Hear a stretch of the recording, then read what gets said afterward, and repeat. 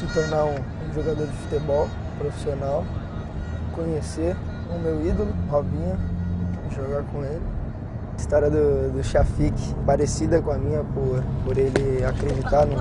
Neymar daripada kelab Barcelona, saya nak jadi macam dia. Nak main satu hari nanti, nak main sampai peringkat tinggi yang boleh sama searah dengan dia. Saya pun perlu ayah sebab bimbing saya untuk main bola. Memang terasa susah jugalah untuk nak, kadang-kadang masa boot pecah, boot rosak kan, saya nak tukar boot baru semua daripada segi pendapatan saya yang kurang.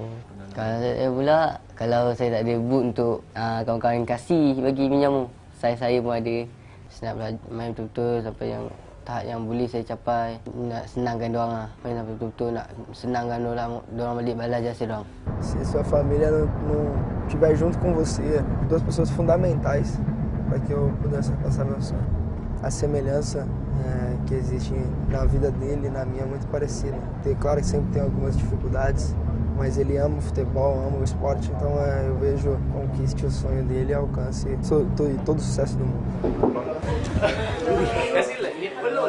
Idola saya, Neymar, dia datang rumah saya, dream come true, dia datang rumah saya.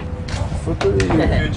Ini perasaan di Barcelona. Primeiro dia fiquei igual ele, assim, nervoso. Saya akan berusaha jadi macam Abang Neymar sekarang. Tem que ser melhor, pô.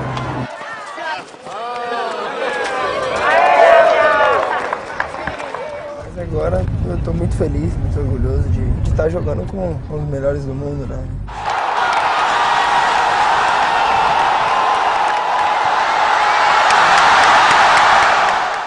Hati saya nak main sungguh-sungguh. Saya nak sampai ke tahap yang paling tinggi yang saya boleh capai. Sebab saya nak ikut jejak idola saya, Neymar, ke kelab Barcelona. Itu mimpi saya.